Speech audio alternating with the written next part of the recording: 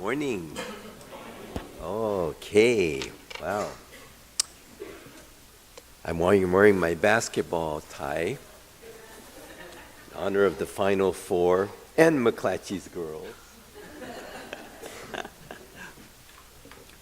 Yeah, it was a great game yesterday with Kentucky and Wisconsin. I don't know if any of the basketball fans here caught that, but not rooting for anyone, but just watching great basketball. And again, everyone just trying their best. And what I love about sports is that it's unrehearsed. It's live. Everybody practices, but when the game's on, it's totally live. And so, now March Madness is almost over. It's spilling over into April. And I'd like to welcome you all to the first Sunday, the month of April 2015. Next week, we will be celebrating Hanamatsuri, the birthday of the historical Shakyamuni Buddha. And I expect another standing room only service, and we'll have our Dharma school play following the service. And I'd like to thank in advance Cliff Adams and Anna Miyoka, Anaka Ota, and Matsuya Dabene, and their dedication each year to create a wonderful Hanamatsuri play.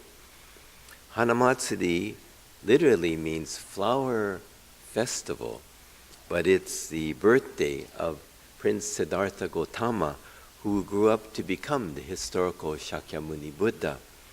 Although this event of his birth took place about 2,600 years ago, his life, the effects of his life continue to ripple into our world today. And through time, through space, his life is connected to ours. For because of his birth, the teachings of the Buddha Dharma came to be taught, and it spread through India, through Asia, over into the United States. 117 years ago, it came to the mainland. And our temple is 116 years old, founded in 1899. And we are sitting here in this Hondo because of the event of Siddhartha's birth. Karmically, we are still connected, for because he was born, because he was enlightened, the Dharma spread, and we have this temple here today. Buddhism has lasted a long, long time, traveled great distances, and taken root in many countries. Why? Well, I'd like to think because it is a most acceptable teaching, a teaching that is worthy of our genuine consideration. As you've often heard me say, there is no blind faith in Buddhism. We would never be told to simply because it is so, or believe it because it is written in the holy book. Buddhism does, however, require us to wonder and doubt and want to know. Buddhism requires that we try to be, throughout our lives, students of life. The image of the Buddha that's in the altar here, you have to look carefully to see it, because it's not meant to be worshipped. It's meant to be a reminder. And the Amida statue represents the essence of Siddhartha's enlightenment. Siddhartha's enlightenment 26 centuries ago is captured in this, the essence of his enlightenment in this Amida statue. It represents both wisdom and compassion. Wisdom and compassion. And the statue, the hands of a Buddha statue are often depicted doing different things. And these gestures are called mudras. And the Amida statue mudra is always one hand out and one hand up. The hand out open, saying, there is no secret teaching. Everything has been taught just as it is. And the hand up is have no fear. Live without fear. So with eyes open, we will see things clearly as they are and live without fear. In fact, enlightenment, the Buddha, the title Buddha, literally means one who is awake. one whose eyes are open and see things clearly as they are. A Buddha has no hidden teachings. The Dharma is completely taught. Nothing is a secret.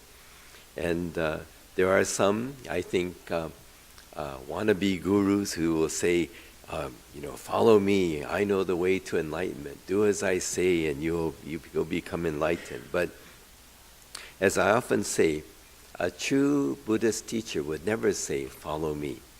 And we always encourage that if you hear someone say, follow me, I know the way, run the other way as quickly as possible. The only time you should follow someone who says, follow me, is if you smell smoke and the guy looks like a fireman. When Prince Siddhartha became enlightened, he did not create Buddhism. He didn't invent the Dharma. The word, as I mentioned, he uses, he awakened to the Dharma. He opened his eyes and saw the whole world is constantly teaching us things as they are. So the Buddha is given this title to the awakened one because he sees things as they are, looking out at the world, and looks within and sees themselves as they truly are. Only with our eyes open do we have a chance to live fully and genuinely. There's a famous parable that expresses this: living with clarity, living without fear, seeing things as they are. The story that the Buddha used to describe this lesson is about a lone traveler traveling in the night, and during while he was walking through a forest, a storm hit, and he was seeking shelter, and he saw a deserted shack by the path, and he went into the shack, and then once he was in and closed the door and escaped the storm, he noticed that by the door in the corner that he came in was a big coiled snake. And he said, oh my goodness, I didn't realize the snake is there. Now he's by the door and I can't move, I can't leave. I just have to try to avoid being eaten by this snake. So all through the night, he's eyes open, he's afraid to sleep, afraid to move, and he's keeping this long vigil through the night. But as the dawn breaks and the sunlight fills the room, he sees that the snake that he feared was nothing more than a large coiled rope. So if we live believing in superstitions, then we become like this traveler, curled up in the corner, unable to move, afraid of things that we imagine to be. And the Buddha says, there's nothing to fear. Everything is taught.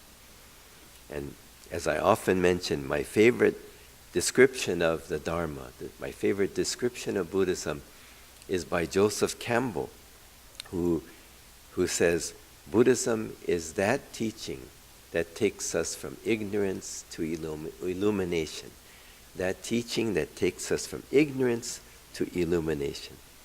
For the Dharma is illumination, helping us see things as they are. There's a famous story, kind of a parable within Patty's family, and it's like the parable of the lone traveler and the rope. And I thought, now that Gary is taping these, I want this one online. So some of you have met Patty's brother Rick. He's a big guy. He's 6 feet, 230 pounds. He played football in high school, and he can hit that golf ball about 300 yards in various directions. But he's a real sturdy guy. And we heard this story. When he was about 4 or 5 years old, one night he was trying to sleep, and he was lying in bed, and suddenly he heard a mouse squeak. And then he started calling out for mom. He said, Mom! Mom! And Patty's mom came running into the room. What is it? And he said, there's a mouse in my bed. And then she said, well, let's look. And she got out and she checked the sheets and opened, looked under the bed. She goes, no, there's no mouse. Yeah, go to sleep. So she tucked him in again, and he's lying there with his eyes open, sitting, lying there with himself. He's covered up in the sheets, and suddenly it's very quiet, and he's listening, and he hears it again. And he goes, Mom, there's a mouse in the bed.